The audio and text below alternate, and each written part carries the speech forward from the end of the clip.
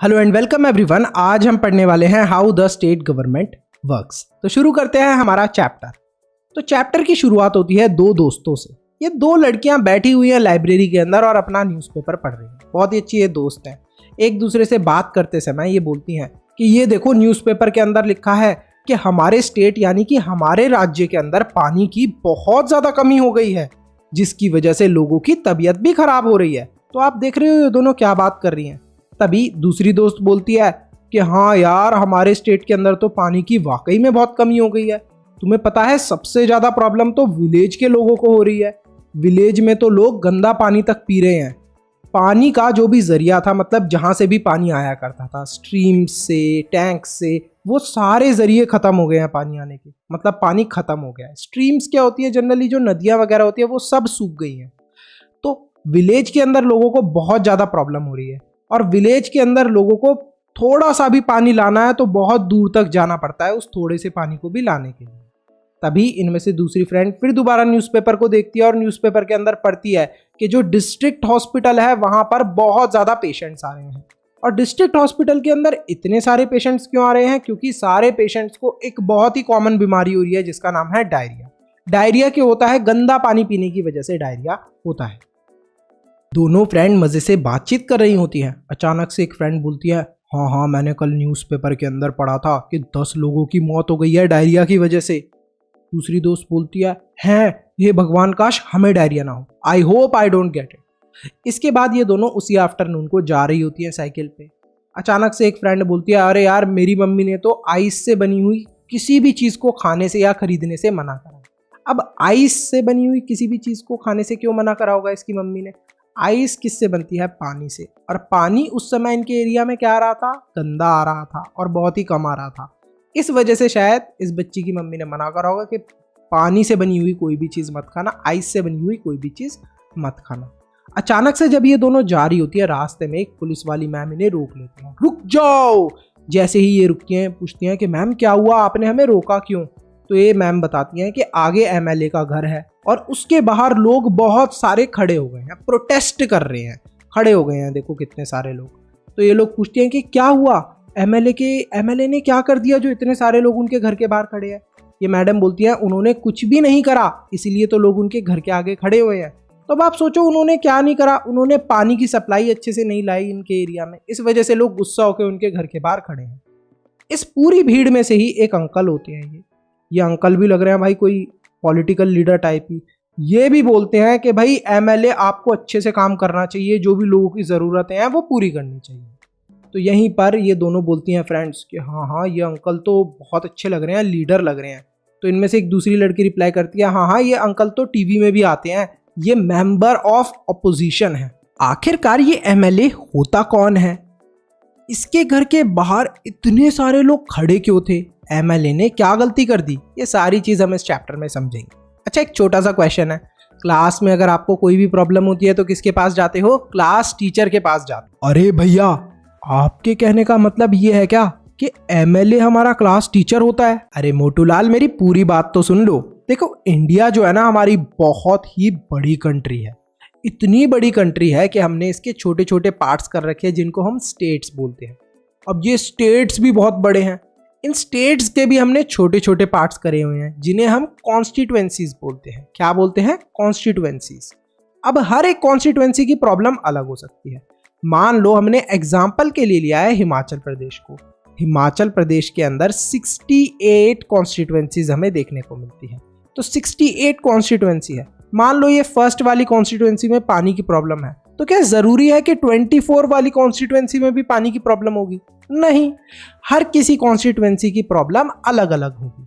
तो हर एक कॉन्स्टिट्यूएंसी है, आपने समझा कि एक स्टेट है बड़ा सा, उसके छोटे छोटे पार्ट्स है जिन्हें हमने कॉन्स्टिट्यूएंसी बोला है। हर एक कॉन्स्टिट्यूएंसी की अलग अलग प्रॉब्लम है। अब ये जो कॉन्स्टिट्यूएंसी है, मान लो आपको फर्स्ट कॉन्स्टिट्यूएंसी में पानी की प्रॉब्लम आ रही है, तो आप किसके पास जाओगे ये प्रॉब्लम लेके? अरे भैया, ये भी कोई पूछने वाली बात है? अपने एरिया के एमएलए के पास जाएंगे प्रॉब्लम लेके, वो करेंगे हमारी प्रॉब्लम सॉल्व। Very good. लेकिन ये एमएलए बनते कैसे हैं? आते कहाँ से हैं ये एमएलए? मान लो ये इतनी सारी कॉन्स्टिट्यूएंसीज हैं, इनके अंदर 60 क्या होंगे? एमएलएज होंगे। अब ये आए कहाँ से हैं?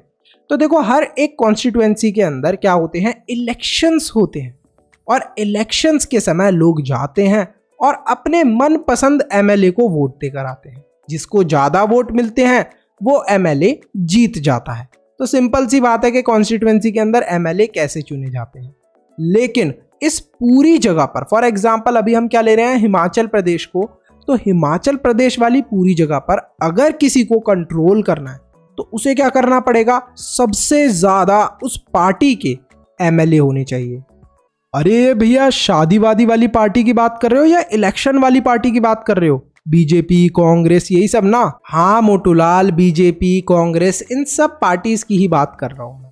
तो ये जितनी भी पार्टीज हैं, पॉलिटिकल पार्टी बोलते हैं हम लोग ये इन्हें, जो भी ये पॉलिटिकल पार्टी हैं, अगर इन्हें किसी भी स्टेट के ऊपर कंट्रोल करना है मेजॉरिटी में, तो इन्हें कितने वोट्स चाहिए होते हैं एग्जैक्टली मैं आपको बता देता हूँ, 50% + 1।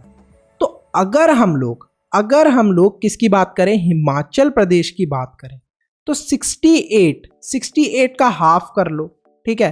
तो 68 का अगर आपने हाफ करा so that will be 50% of it, ठीक है। क्या करा हमने, 68 को 2 पार्ट्स में डिवाइड कर दिया। तो मतलब जिस भी पार्टी के 34 एमएलए होंगे वो मेजॉरिटी पार्टी बन जाएगी। कहाँ पर, हिमाचल प्रदेश के अंदर। तो यहाँ पर देखो इलेक्शन हुए हिमाचल प्रदेश के अंदर 2017 में, और बीजेपी यानी कि भारतीय जनता पार्टी के 44 एमएलए आ गए। तो मतलब इनके पास तो 50% से भी ज्यादा एमएलए आ गए। मतलब इनकी क्या बन गई, पार्टी मेजॉरिटी में। मतलब अब ये हिमाचल प्रदेश को कंट्रोल करने वाले हैं। अच्छा, आप सबके लिए क्विज का क्वेश्चन है, स्टेट है जिसके अंदर 200 कॉन्स्टिट्यूएंसीज हैं, कितने एमएलए की रिक्वायरमेंट होगी किसी भी पार्टी को to form a majority government? मतलब मेजॉरिटी में उस जगह को कंट्रोल करने के लिए कितने एमएलए उनके जीतने चाहिए। अब यहाँ पर ऑप्शन दिए हैं, option A, option B, option C, option D. याद रखना मैंने आपको क्या बताया था, 50% + 1। तो आप फटाफट बता दो कमेंट सेक्शन में आपका आंसर क्या है। लेकिन भैया जो भी एमएलए मेजॉरिटी पार्टी के नहीं होते उन्हें क्या बोलते हैं? देखो हिमाचल प्रदेश में हमने एग्जाम्पल लिया था बीजेपी का, इनके पास कितने एमएलए थे, ऑलमोस्ट 44 एमएलए ने जीता था ये इलेक्शन। तो हम ये बोल सकते हैं ये रूलिंग पार्टी हैं, मेजॉरिटी पार्टी हैं। तो जो भी एमएलए हो गए अदर पार्टी के, जैसे इंडियन नेशनल कांग्रेस के 21 हैं, तो इनको हम लोग क्या बोल देंगे, opposition party. Communist party of India इसके 1 हैं, तो इसको भी हम लोग क्या बोल देंगे, ऑपोजिशन पार्टी। इंडिपेंडेंट जो है, मतलब किसी भी पार्टी से बिलोंग नहीं करते, वो 2 हैं, तो इनको भी क्या बोल देंगे, अपोजिशन पार्टी। अब इलेक्शन होने के बाद सारे एमएलए करते क्या हैं? अरे भैया हमारे नेताजी तो हमेशा इंस्टाग्राम और यूट्यूब चलाते रहते हैं, यही करते होंगे बाकी के भी एमएलए। अरे मोटू लाल, तुम्हारे एरिया के एमएलए ये सारी चीज फ्री टाइम में करते होंगे, बाकी समय तो वो बहुत मेहनत करते होंगे। ऐसा ही होता है इलेक्शन के बाद जितने भी एमएलए हैं जो कि रूलिंग पार्टी को बिलोंग करते हैं, किसको, रूलिंग पार्टी को, वो लोग अपना एक लीडर चुनते हैं और यही लीडर बन जाता है चीफ मिनिस्टर। चीफ मिनिस्टर सबसे बेस्ट वाला मिनिस्टर। तो यहाँ पर सब लोगों ने वोट देना शुरू करा, वोट देकर किसको चुन लिया, चीफ मिनिस्टर। हिमाचल प्रदेश की बात करें तो ये सारे एमएलए हैं, इन लोगों ने रूलिंग पार्टी के एमएलए ने वोट दिया और अपना क्या चूज कर लिया, चीफ मिनिस्टर। अब यहाँ पर चीफ मिनिस्टर किसको बनाया हिमाचल वाले लोगों ने, हमने देखा जयराम ठाकुर को। तो यहाँ के एमएलए ने जयराम ठाकुर को चीफ मिनिस्टर बना दिया, श्री जयराम ठाकुर जी को। अब जयराम ठाकुर जी सारी चीजें, पूरी की पूरी प्रॉब्लम्स जो स्टेट की हैं वो खुद अकेले सॉल्व नहीं कर सकते, उन्हें भी कुछ लोगों की हेल्प की जरूरत पड़ती है।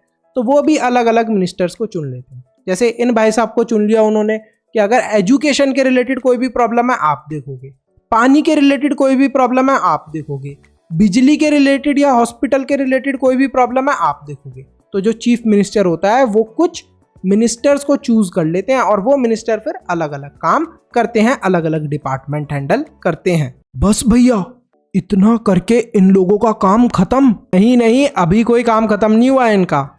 लेजिस्लेटिव असेंबली के अंदर सारे एमएलए बैठे होते हैं, उनको जो भी प्रॉब्लम आ रही होती है अपनी कॉन्स्टिट्यूएंसी के अंदर वो बताते हैं। कोई लॉ के अंदर उन्हें प्रॉब्लम आ रही होती है तो वो यहाँ पर अपना प्रॉब्लम शेयर करते हैं। उसके बाद जो चीफ मिनिस्टर हैं वो कोशिश करते हैं इन प्रॉब्लम्स को सॉल्व करने की। अब यहाँ पर हम लोग डिस्कशन देखते हैं। तो एक एमएलए हैं जिनका नाम हम ले लेते हैं एमएलए 1, ये बोलते हैं कि जो इनकी कॉन्स्टिट्यूएंसी है अखंडा गांव, वहां पर लास्ट 3 वीक्स के अंदर 15 लोगों की डेथ हो गई है डायरिया की वजह से। ये बोलते हैं कि ये बड़ी ही शर्म वाली बात है कि गवर्नमेंट इस प्रॉब्लम को सॉल्व नहीं कर पा रही। गवर्नमेंट वैसे तो बोलती है कि हम इतने अच्छे हैं, हम ये कर रहे हैं, हम वो कर रहे हैं, लेकिन इतनी छोटी सी प्रॉब्लम को सॉल्व नहीं कर पा रही। और जो मिनिस्टर हेल्थ के इंचार्ज हैं उन्हें इस प्रॉब्लम को तुरंत के तुरंत सॉल्व करने की कोशिश करनी चाहिए। MLA2 बोलते हैं कि हाँ, मेरा भी यही सवाल है कि गवर्नमेंट आखिरकार हॉस्पिटल्स की सिचुएशन क्यों नहीं सुधार रही।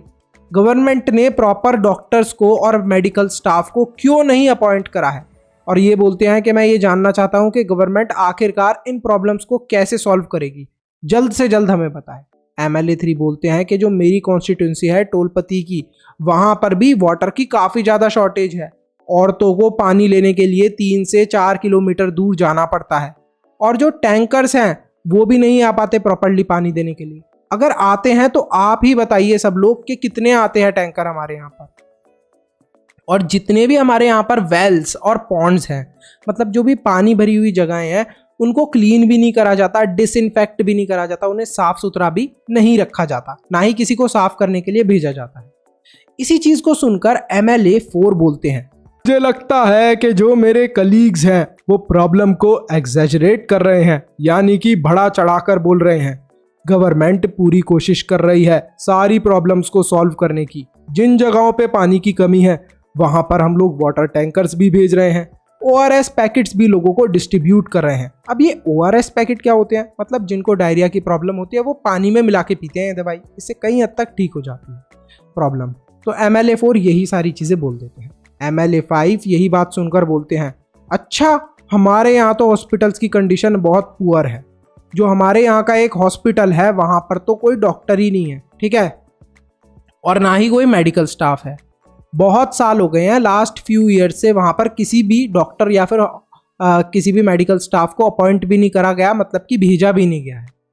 जो हमारे ही एरिया का, MLA5 बोलते हैं कि जो हमारे ही एरिया का एक और हॉस्पिटल है, वहाँ का एक डॉक्टर है जो कि बहुत ही लंबी छुट्टी पर चले गया।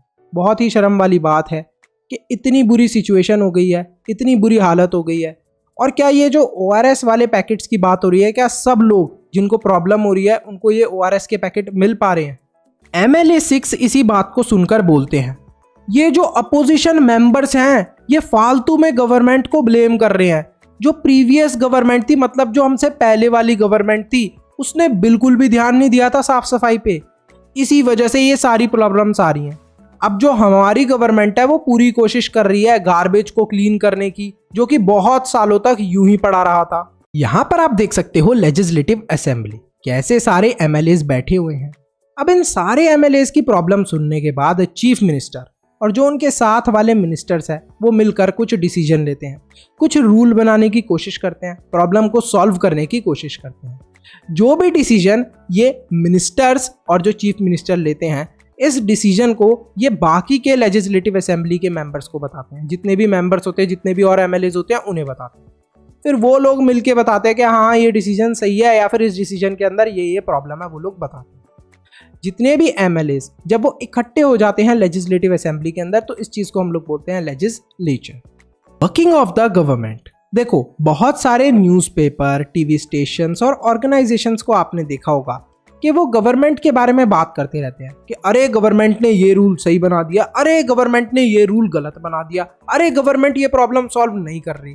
तो ये सारी चीजें न्यूज़पेपर वाले, टीवी स्टेशन वाले क्यों करते हैं? ये सारी चीजें क्यों बताते रहते हैं? जिससे कि गवर्नमेंट इन प्रॉब्लम्स को सॉल्व करे। डेमोक्रेसी के अंदर अगर लोगों को गवर्नमेंट का बनाया हुआ कोई रूल पसंद नहीं आता, तो वो लोग क्या कर सकते हैं, अपने उस पर ओपिनियंस दे सकते हैं और एक्ट भी कर सकते हैं। कैसे एक्ट कर सकते हैं? यहाँ पर देखो, कुछ लोगों को रूल बनाया हुआ पसंद नहीं आया गवर्नमेंट का, तो उन्होंने प्रोटेस्ट कर दिया, गवर्नमेंट के खिलाफ क्या कर दिया, आंदोलन कर दिया। अलग अलग डिपार्टमेंट होते हैं और अलग अलग डिपार्टमेंट जो होते हैं मिनिस्टर्स के, वो अलग अलग काम देखते हैं। जैसे कि जो एजुकेशन का डिपार्टमेंट है वो पढ़ाई के रिलेटेड काम देखेगा, पब्लिक वर्क डिपार्टमेंट है वो पब्लिक का कोई वर्क होगा उसके रिलेटेड देखेगा, जो हेल्थ डिपार्टमेंट है वो हेल्थ के रिलेटेड हॉस्पिटल वगैरह ये सारी चीज़ें देखेगा।